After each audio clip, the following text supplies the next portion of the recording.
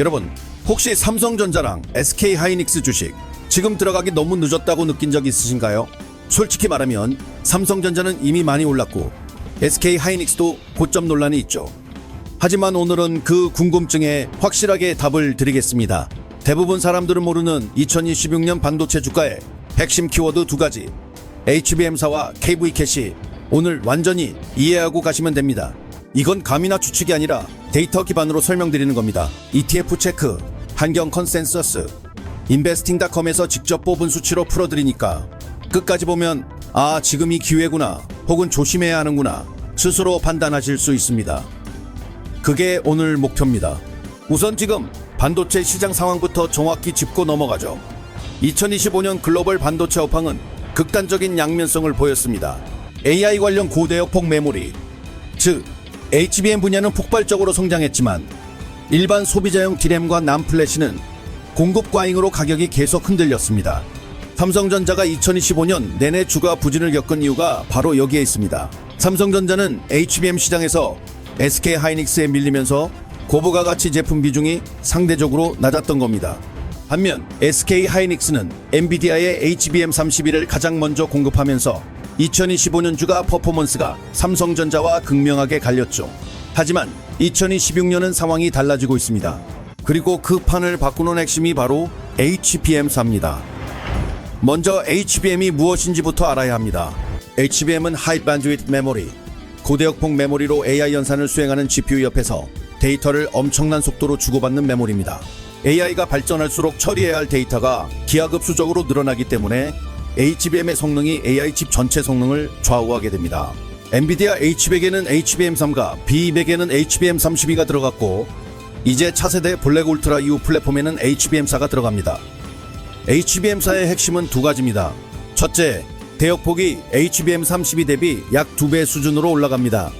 초당 데이터 전송 속도가 1.2TB 수준에서 2TB 이상으로 올라가는 거죠. 이게 왜 중요하냐면 AI 모델이 추론할 때 데이터를 얼마나 빠르게 꺼내 쓰느냐가 AI 응답 속도를 직접 결정하기 때문입니다. 챗GPT나 클로드 같은 서비스를 운영하는 회사 입장에서는 출론 속도가 곧 서비스 경쟁력이고 서버 운영 비용에도 직결되니까 HBM4 성능이 좋을수록 더 사고 싶어집니다. 둘째, 적층수가 늘어납니다.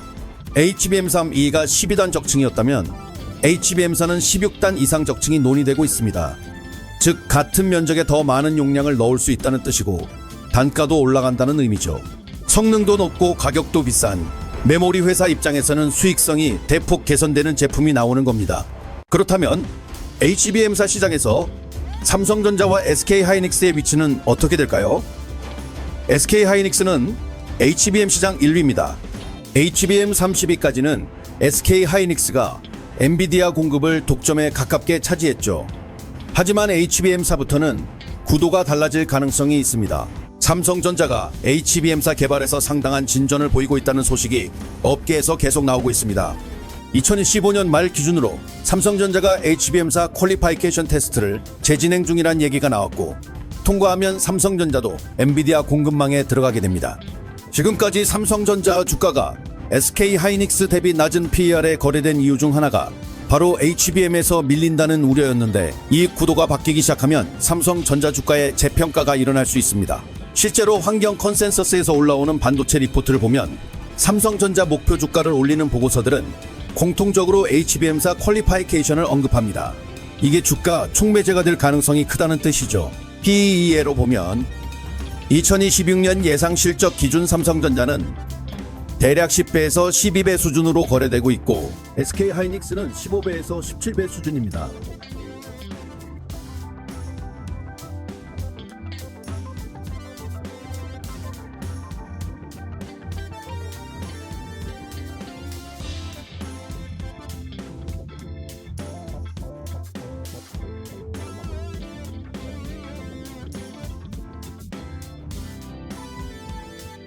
SK하이닉스가 AI 메모리 시장 최대 수혜자로 인정받으면서 더 높은 PER을 받고 있는 겁니다. 그렇다면 삼성전자가 HBM4에서 SK하이닉스와 동등한 공급자 위치를 확보하게 되면 어떻게 될까요? 삼성전자의 PER이 올라가면서 주가도 오를 수 있는 시나리오가 성립합니다. 현재 삼성전자가 SK 하이닉스 PER이 절반도 안 되는 수준에서 거래된다는 것은 HBM사에서 삼성전자가 역할을 되찾으면 주가 상승 여력이 SK 하이닉스보다 오히려 클 수 있다는 논리로 이어집니다. 바로 여기서 말하는 PER 5배 상승 시나리오가 나오는 겁니다.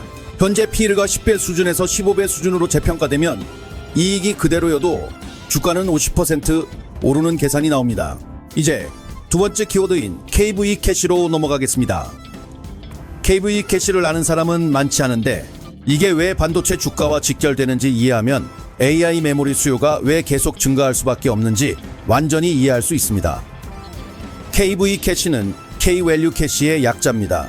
AI의 언어 모델이 긴 문장을 처리할 때 이미 계산한 내용을 다시 계산하지 않고 저장해두는 공간입니다. 예를 들어 채트 GPT에 아주 긴 문서를 주고 질문을 여러 개 할 때 AI가 매번 처음부터 그 문서를 다시 읽으면 엄청난 시간과 전력이 낭비됩니다. 그래서 처음 읽을 때 계산한 내용을 KV 캐시에 저장해두고 두 번째 질문부터는 그 캐시를 꺼내 쓰는 방식입니다. 속도는 빨라지고 전력도 절약됩니다. 그런데 왜 이 KV 캐시가 반도체 수요와 연결될까요? AI 모델이 처리하는 문맥 길이, 즉 컨텍스트 윈도우가 계속 길어지고 있기 때문입니다. GPT 3.5대는 4,000 토큰이 최대였는데 최신 모델은 100만 토큰 이상을 지원합니다. 문맥이 길어질수록 KV 캐시가 차지하는 메모리 용량은 폭발적으로 증가합니다. 이게 곧 HBM 수요 증가로 직결됩니다. 즉 AI 모델이 더 똑똑해지고 더 긴 문맥을 처리할수록 HBM이 더 많이 필요해지는 구조입니다. AI 회사들이 모델 성능을 높이면 높일수록 메모리 반도체 수요가 늘어나는 구조적 원리가 여기에 있습니다. 전통적인 경기 사이클에 따라 오르내리는 일반 메모리 수요와 달리 AI 발전이 멈추지 않는 이상 이 수요는 계속 증가합니다. 그렇다면 KV 캐시 이슈가 2026년 반도체 시장에 구체적으로 어떤 영향을 줄까요?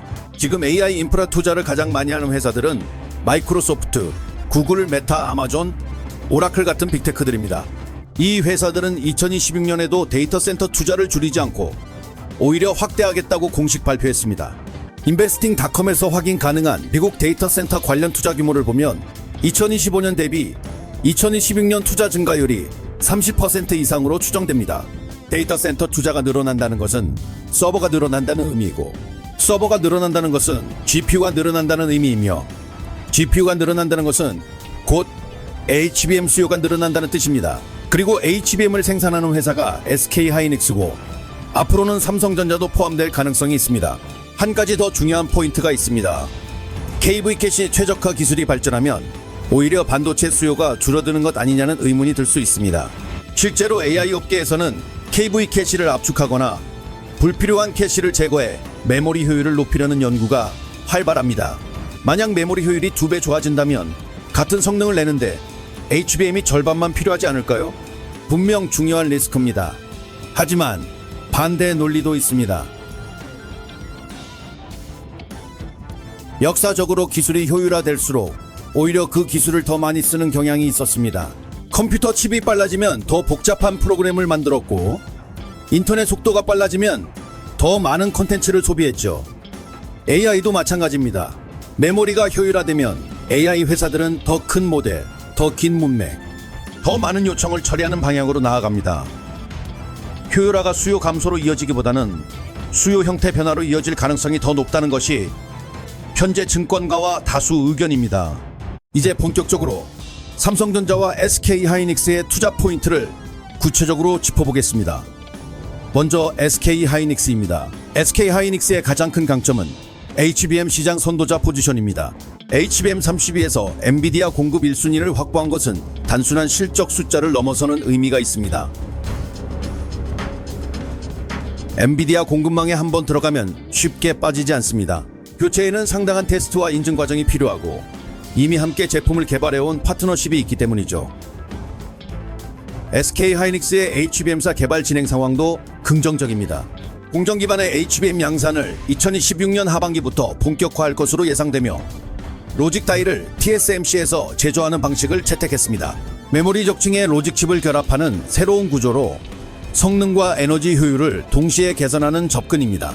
TSMC의 앞선 파운드리 기술을 활용함으로 SK 하이닉스가 기술적 우위를 유지할 가능성이 높습니다. 하지만 리스크도 있습니다. 지금 SK 하이닉스 주가에는 이미 상당한 기대가 반영되어 있습니다. PER이 경쟁사 대비 높다는 것은 시장이 SK 하이닉스의 성장을 상당 부분 가격에 반영했다는 뜻입니다.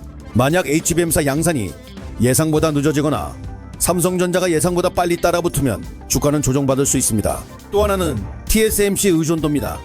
로직 다이를 TSMC에서 만들면 생산 일정에 따라 HBM사 공급 일정이 영향을 받을 수 있습니다. 이제 삼성전자를 살펴보겠습니다. 솔직히 2025년은 삼성전자에게 굉장히 힘든 한 해였습니다. HBM 시장에서 SK 하이닉스에 밀리고 파운드리 사업에서도 TSMC와의 격차가 좁혀지지 않았습니다. 게다가 일반 디램과 난드 플래시 가격 약세로 실적도 기대에 미치지 못했죠.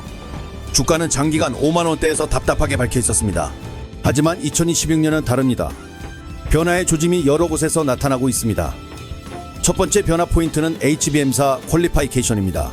삼성전자가 엔비디아 HBM사 공급망에 들어가는 순간 주가는 즉각적인 재평가가 일어납니다. 한 번에 주가가 크게 움직이는 이벤트죠.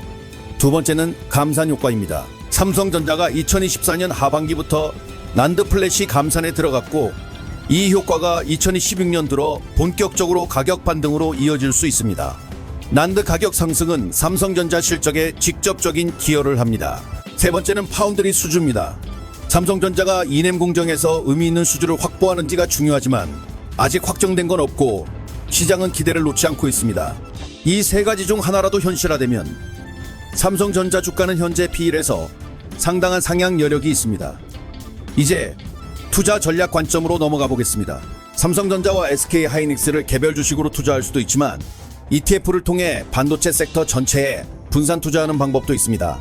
국내 상장 반도체 관련 ETF들을 보면 코덱스 반도체, 타이거 반도체 레버리지, 코덱스 AI 반도체 핵심 장비, 타이거 AI 반도체 핵심 공정 같은 상품이 있습니다. 이들 특성을 정확히 이해해야 자신에게 맞는 선택을 할 수 있습니다.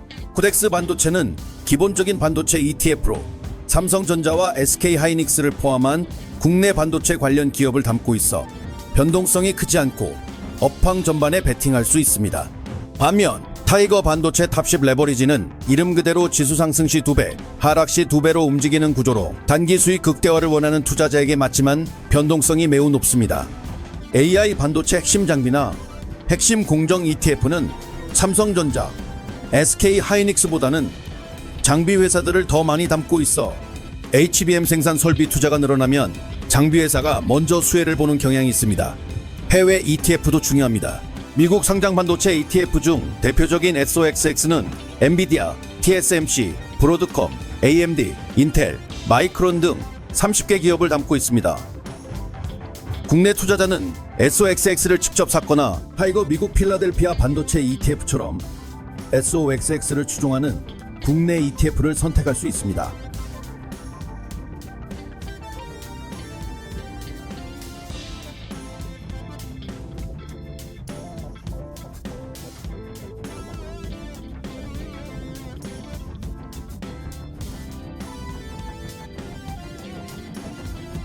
검에서 SOXX의 최근 수익률과 구성 종목 변화를 정기적으로 확인하면 미국 반도체 시장 흐름을 파악하는 데 큰 도움이 됩니다.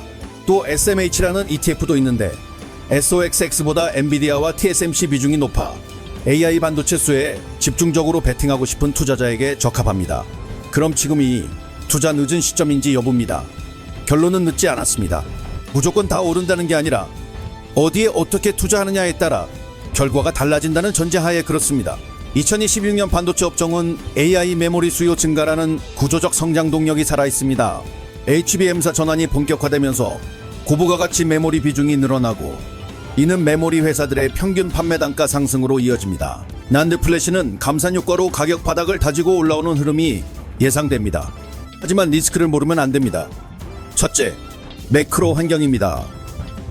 미국 금리가 예상보다 높게 오래 유지되거나 경기 침체 우려가 커지면 전체 증시가 흔들리고 반도체 섹터도 영향을 받습니다. 미국 10년물 국채 금리와 경제 지표를 꾸준히 확인하는 것이 중요한 이유입니다. 둘째, 중국 변수입니다. 미중 반도체 규제가 강화되면 중국 매출 비중이 높은 회사들은 실적 타격을 받을 수 있습니다. 삼성전자도 중국 메모리 수출에 영향을 받을 수 있습니다. 셋째, AI 수요 속도 조절입니다. 빅테크가 데이터 센터 투자를 계획대로 집행하지 않거나 속도를 늦추면 HBM 수요 증가 속도가 둔화될 수 있습니다. AI 투자는 많지만 실제 수익화 속도가 느리면 빅테크가 투자 속도를 조절할 가능성이 있습니다. 투자 접근법을 정리하면 반도체 섹터에 처음 투자하는 분은 개별 종목보다 ETF로 분산 접근하는 것이 안전합니다. 삼성전자 개별 투자 시 HBM사 퀄통과 여부가 불확실해 기다리는 기간이 길어질 수 있기 때문입니다. 코덱스 반도체 ETF는 삼성전자, SK하이닉스, 장비 회사들을 함께 담고 있어 어느 한 회사 부진 시 다른 회사로 커버가 됩니다. 이미 반도체 일정 투자분은 비중 조절이 핵심입니다. HBM사 양산 일정이 구체화되거나 삼성전자 HBM사 퀄통과 시점이 추가 매수 타이밍이 될 수 있습니다. 시장에서는 소문에 사서 뉴스에 팔아라라는 원칙을 이해하고 대응하는 것이 중요합니다. 모니터링 포인트를 정리하면 첫째, 삼성전자 HBM사 퀄리파이케이션 관련 뉴스 확인. 국내 반도체 전문 미디어나 컨센서스 리포트에서 퀄통과 확인 시 주가 재평가 시작점이 될 수 있습니다. 둘째, 엔비디아 분기 실적 발표 시 HBM 수요 코멘트 체크. CEO 젠슨 황이 강한 긍정 발언을 하면 SK하이닉스와 삼성전자 주가 즉각 반응. 셋째, 난 플래시 고정거래 가격 동향. 바닥 확인 후 반등 시점이 삼성전자 실적 개선 선행 지표. 넷째, 빅테크 데이터 센터 투자 계획. 마이크로소프트, 구글, 아마존, 메타 발표 수치 확인. 예상보다 크면 HBM 수요 기대감 상승, 낮으면 반도체 전반 조정 가능. 핵심은 단순합니다. AI가 발전할수록 더 좋은 메모리가 필요하고 그 메모리를 만드는 회사가 SK하이닉스와 삼성전자라는 점입니다. 지금 두 회사 중 한 회사는 앞서가고 다른 한 회사는 따라잡는 시점이 있습니다. 구조를 이해하면 투자 성향에 맞게 어디에 베팅할지 판단할 수 있습니다.